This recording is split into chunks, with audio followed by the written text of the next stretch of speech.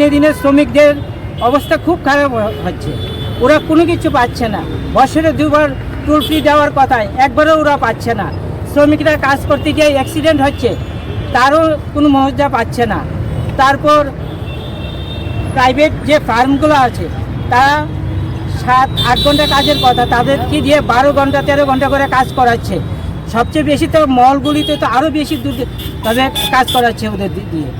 আমাদের যে শ্রমিকরা আছে তাদের যেমন আপনার 60 বছর হয়ে গেলে ভাতার দরকার, কিন্তু তারা কেউ ভাতা পাচ্ছে না। তাদের ভাতার জন্য গেলে মণ্ডলে গেলে তারা কয় ইয়েতে আসে পঞ্চায়েতে যেতে হবে, মিউনিসিপ্যালিটিতে যেতে হবে। মিউনিসিপ্যালিটিতে গেলে বলে মণ্ডল থেকে সই করে আনতে হবে। তারপরে তারা না মিউনিসিপ্যালিটিতে গিয়ে পাচ্ছে, না মণ্ডল থেকে তাদের সই করাচ্ছে। তারা কোনো কিছু পাচ্ছে না, তারা সব কিছুতেই তারা বঞ্চিত।